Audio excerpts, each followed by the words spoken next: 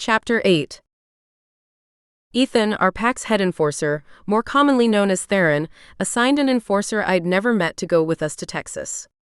Because of the drive, we'd opted to pick him up on our way to the airport. I didn't see any point in driving the 3 hours to the airport separately and then paying for parking for 2 cars. This made more sense. Devon pulled my car to the curb in front of the address Ethan had given us. There was a man around our age waiting beside a split-rail fence, a duffel bag on the sidewalk beside his feet. Devon hit the button releasing the trunk so he could put his bag with ours before climbing into the back seat. "Hi." His tone was bright and friendly. "I'm Troy. You must be Nicki." He extended one hand over the back of the seat as if to shake. I tried to clasp his hand in mine, but twisting around in the seat put us at an odd angle, and it made for a clumsy handshake. "Nice to meet you, Troy." I smiled before twisting back around, trusting him at my back because Bill said he would protect me. "Hey, Dev. How you been?" Troy asked as Devon pulled the car back onto the road and started the long drive to the airport. My brows lifted. "You know him?" I asked Devon through our mental connection. Devon gave me a small, knowing smile before looking back at the road. "Troy and I went to school together, played on some of the same teams." He told me before glancing at Troy in the mirror. "Doing pretty good now. How have you been?" "Can't complain. Especially since making enforcer." He moved in the seat, getting comfortable for the drive. "How long you been on the team?" Devon wanted to know. "A little over a year. It's not all that exciting most of the time, but once in a while something fun comes along. A stray who doesn't behave, a trip where someone needs security. Speaking of, how'd you manage to get lead enforcer on this one? From what I hear, you only qualified, what? A little over a month ago." Devon shrugged, though I knew he knew the answer. "Aniquito's orders. Though it could be because she's my mate." He shot me a quick grin. "You're mated? Congrats, man. That's great." He looked back and forth between Devon and I for a moment, as if he were trying to decide what to ask next. "So, where we headed?" "Ethan didn't tell you?" I turned in my seat to look at him again. "Nope, he just said to pack, that I would be going with the 2 of you to help keep you safe, and that Devon is in charge." I shook my head, not understanding how anyone could be so willing to follow orders that blindly. I would have asked where, possibly why. Roscoe, Texas. I didn't tell him why. Maybe he hadn't been told for a reason, but since he was security, he'd be finding out before long either way. Troy leaned forward again. "Are we driving? How long will it take?" He was just full of questions. I rolled my eyes. If he were paying any attention at all, he would know that the car was headed in the wrong direction to be driving to Texas. Devon answered this time. "No flying. We'll land in Midland and rent a car. Roscoe is about a 2-hour drive from there. It would take us a couple of days to drive. This way we'll get there tonight." "Great." Troy sat back in his seat and made himself comfortable. It was an easy drive, a trip I was sure we'd all made several times, as Phoenix was one of only 2 major cities within easy driving distance. Most people in the Gila Valley visited one of them a couple times a year, for one reason or another. While Devon drove, he and Troy caught up. They hadn't seen each other since Devon left for the Army 10 years earlier. I thought about the job ahead of me for a while. Bill had given me a phone number, and I'd called and set up a meeting with the local Aniquitos. Since this was technically a pleasure trip, not business, on the surface, I needed to meet with him first. It was a courtesy. Protocol dictated that I visit him while in his territory, if only to pay respect to his position. Afterward, I would meet with the non-shifter.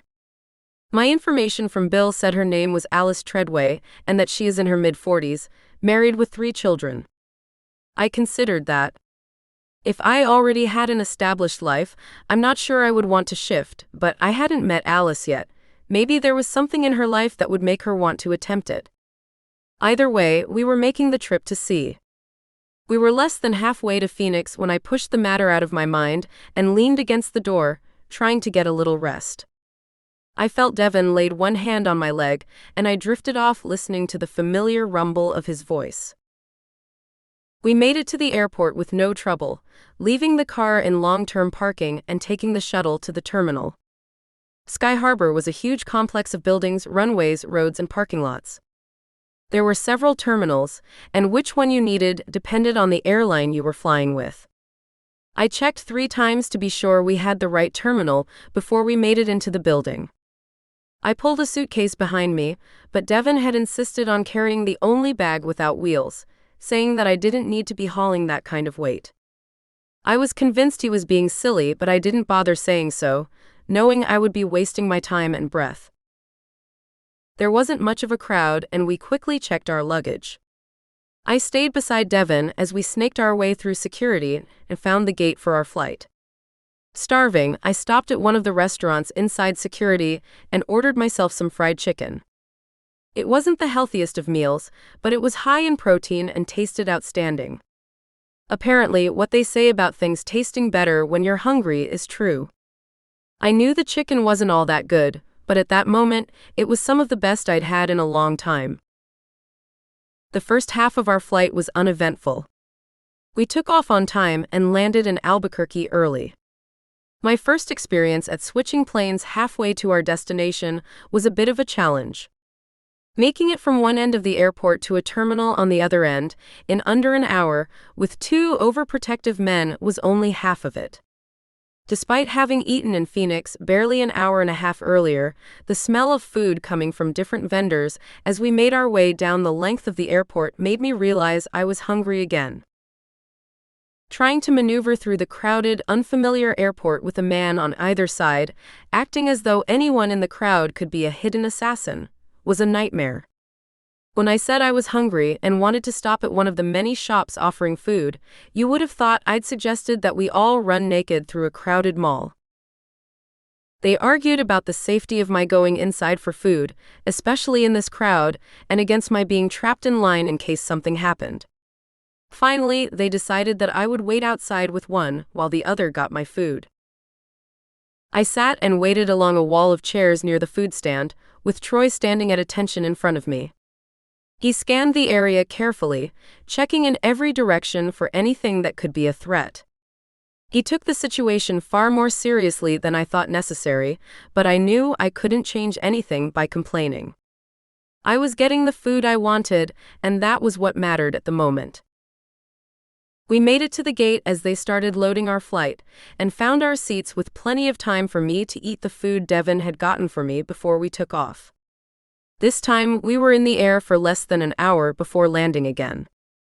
After deplaning, we picked up our luggage in the rental car and started the last leg of our trip.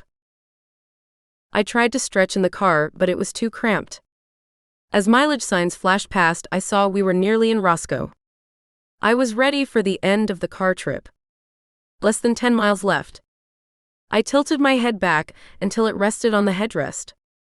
I can't wait to get up and move around, stretch, and take a bath. Actually, we have almost 20 miles. I couldn't find anywhere to stay in Roscoe, so our hotel is in Sweetwater. There's only about 10 miles between them. Devon squeezed me knee. I sighed. I guess that's not too bad. I'm still looking forward to that bath. In the back seat, Troy laughed. How long have you two been together? We've been mated for a couple of weeks now. Before that, we dated for what? Devon looked at me. 6 weeks? About that. Why? You two sound like you've been together a lot longer than that. We knew each other some before he left for the army, but I was a kid then. I said. We reconnected and became friends after he came home. It took me a couple months to learn enough about my talents to recognize that I was sensing his wolf. After he shifted for the first time, he realized we were potential mates. He realized?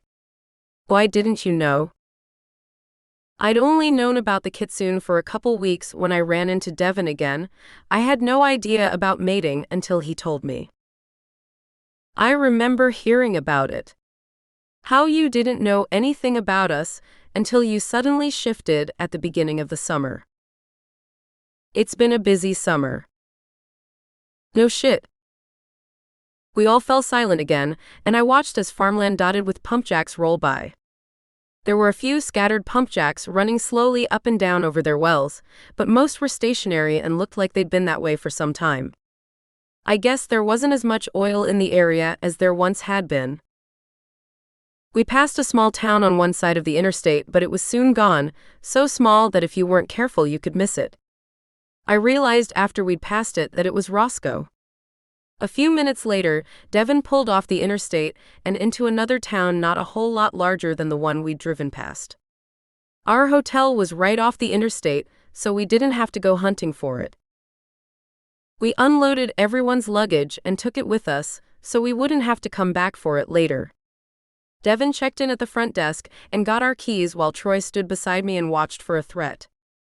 I did my best to ignore him while I took in the lobby and made mental note of things we might want to find later, where they served the breakfast that came with our rooms and the pool.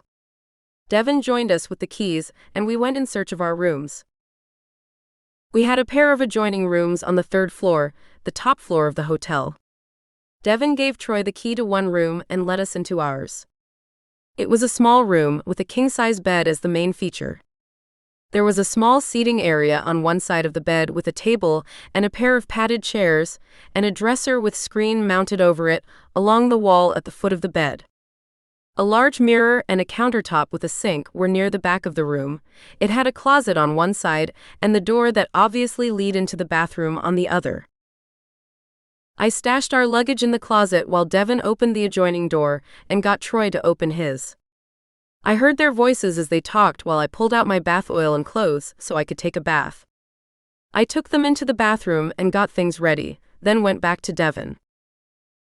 "You need me for anything, or can I take my bath?" I asked.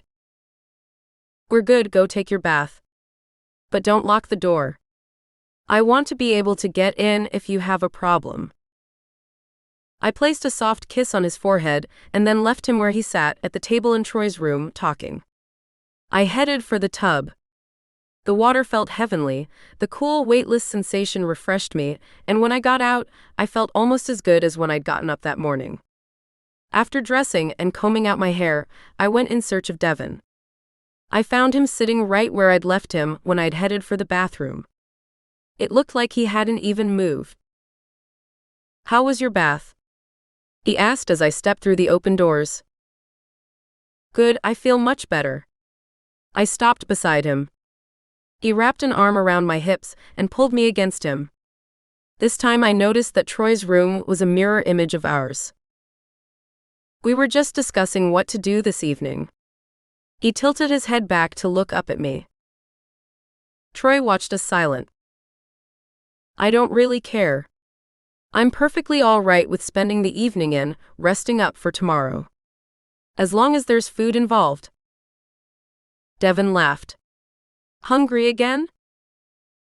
"I'm getting there. I'm definitely gonna need to eat before we go to bed. I haven't even looked at what's in the area. I'll go see if there's a book." Troy watched the exchange silently, then turned to Devon. "You two travel a lot?" "This is our second trip together, but I've stayed in a lot of hotels over the years. I've learned a few tricks," I heard Devon say as I went back into our room to look for the binder most hotels keep with area information. I found it in the drawer of the table next to the bed and quickly flipped through it, looking for local restaurants. Finding what I was after, I took it back to the other room. There's a steakhouse, fast food, pizza, and a couple of diners, all within walking distance. "Do any of them deliver?" Devon asked. "Pizza. Do you want pizza?" I paused for a second, considering it. "No, not really." "What sounds good to you?" "The steakhouse," I answered after a few more seconds. How far away is it? He probably wondered if we should take the car. We're lucky with this one, it's next door. He frowned a moment. I don't remember seeing a steakhouse next door.